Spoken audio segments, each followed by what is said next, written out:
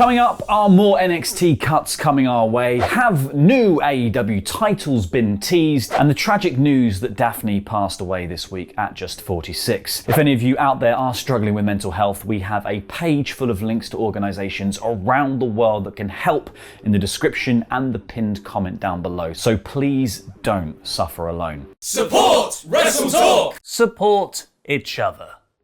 So I guess let's awkwardly talk about wrestling for a bit then. Now, WWE's quest to rid NXT of any semblance of what made it great in the first place continues, following on from the recent cuts, news of an incoming direction change, and the frankly frightening rumour that Vince McMahon and Bruce Pritchard may be taking over production duties. Now it looks like the takeover in your house cleaning is continuing, as on Wrestling Observer Radio, Dave Meltzer noted that he had heard that more cuts were inbound. He said, "I've certainly heard names on the chopping block. You don't know until it happens, but I've definitely heard names. A lot of the guys who've been there for a long time are those are the names that have been talked about." Which is quite scary to think about, because the guys who have been there for a long time are your Kyle O'Reillys, your Roddy Strongs, your Johnny Garganos, your Ciampas, your vanilla midgets. I'm obviously joking, because these guys should be main eventing main roster pay-per-views, but that doesn't seem to be the direction that Vince wants to go in, does it? But it may not be all bad, aside from everyone you know and love being at risk of losing their jobs. Anyway, yesterday's report that Vince McMahon and Bruce Pritchard would be stepping in to produce NXT caused all of the hairs on the back of my neck to stand up, which it might not be a lot, I don't know about you, but an update on that suggests it might not be as extreme a takeover as previously expected. WrestleVotes on Twitter tweeted to say that the regular team that runs NXT will still have a lot of control. That's your Triple H, your Shawn Michaels, your Matt Bloom, your Big Willie Reegs. But a slow streak of Vinceness should start to pervade the product as time goes on. WrestleVotes said, quote, "After talking to sources regarding NXT, the day-to-day operation is not changing that drastically. Still very much in the hands of Triple H, HBK, Regal, Bloom, etc. However, the look at the weekly TV product will have a Vince & Co. stamp on it. I expect it will be subtle to start then." I'm not entirely sure what a Vince & Co. stamp is if they're not there on a weekly basis to make completely nonsensical booking decisions, because to my mind, NXT actually looks quite a lot like all of the other WWE products. And as I said yesterday, neither Vince nor Bruce were there at any of the recent NXT tapings, but Jamie Noble has been spotted around the Performance Center more recently, probably getting everybody measured up for the masks they'll all be wearing later.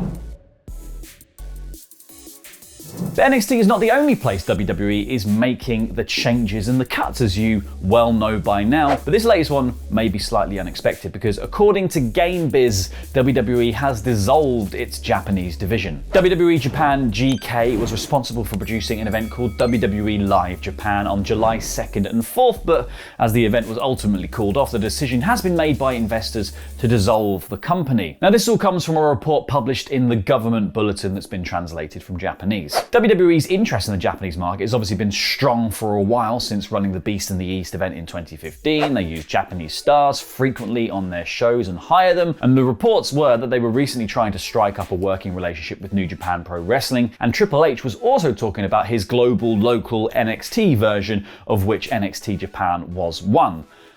Fat chance of that happening now. Now, this news could suggest that perhaps WWE don't see themselves working in Japan to the same extent in the future, or at least while the pandemic continues to make travel a bit of an issue. So in your time of your Nick Khan cuts, the Japanese division had to go. Now, someone who knows a fair bit about Japan is Prince Devitt, aka Finn Balor, who won the NXT Championship at the Beast in the East event, and obviously did all the Bullet Club stuff at NJPW, but whatever. That's so long ago. Balor also recently returned to NXT for a second stint with the championship before being called up for a second time to SmackDown. But speaking to BT Sport in the UK, he revealed that Smacky D was not the first place he wished to be sent. He said the surprise appearance at NXT UK about 2 years ago was something I was really excited about. And it wasn't going to be a one-off. It was going to be more of a regular thing to work towards a match with Walter. It got taken away from us by the pandemic. It's still something I am still super invested in. Believe it or not, before I returned to SmackDown, I could feel the run in NXT kind of coming to an end, kind of exhausted all of the resources there.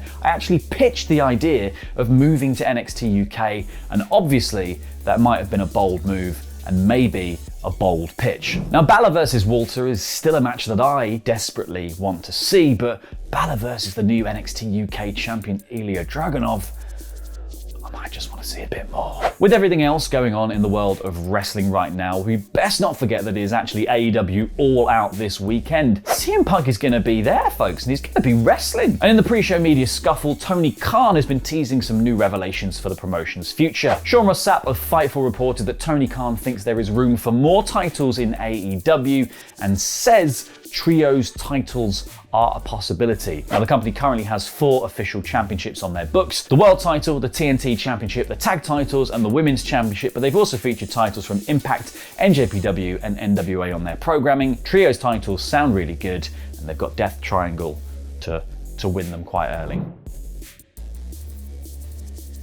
Now, the wrestling world was rocked yesterday by the news that former WCW and TNA wrestler Shannon Spruill, better known as Daffney, was found dead at her home in Atlanta at the age of 46. At the request of Daffney's family, Shimmer Wrestling announced the news on Twitter, saying, "We are very sad to have to announce the passing of Shannon Spruill, aka Daffney Unger. We are posting this at the request of her family. Please respect their privacy at this trying time. I will miss you, my logical sister from another mister." Now, Daffney had hosted a distressing Instagram live where she appeared to discuss suicide while holding a small gun, and also spoke about suffering from chronic traumatic encephalopathy, the degenerative brain disorder caused by repeated concussions. Daffney rose to prominence in WCW from 1999 to 2001, where she was the on-screen girlfriend of David Flair and began to use her trademark scream to distract his opponents in the ring, earning her the nickname the Scream Queen. Now, after a stint on the independent circuit, she resurfaced in TNA from 2008 to 2011 and retired from regular in-ring competition, citing accumulated injuries sustained throughout her career. She would continue working in wrestling with non-wrestler on-camera roles at Shine Wrestling and brief appearances with the likes of Ring of Honor. The wrestling world mourned her loss, with the likes of Mick Foley tweeting to say, "I'm so very sorry to learn of Daffney's passing. A terrible loss for her family,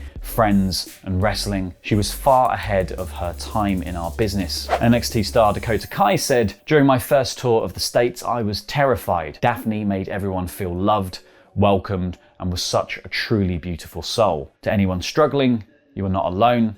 You are loved.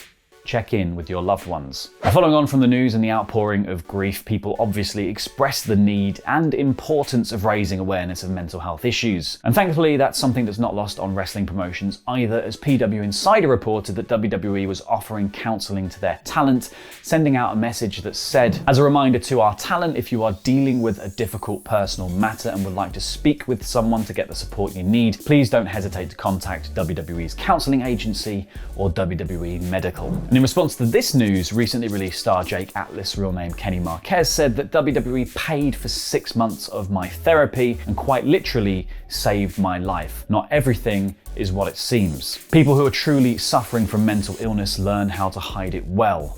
Reach out. So yeah, please do check in with your loved ones. Remember that you are not alone if you're struggling, and reach out for help if you need it. So as I said up front, we worked with UK mental health charity Calm to put together a list of organisations around the globe that offer support and advice to anyone struggling with mental health issues. So please, if you feel that you need it, use that resource. It's in the description and the pinned comment for you. And everyone at WrestleTalk would like to extend their sincere condolences to Shannon's family, friends, and fans. Please look after yourself, folks.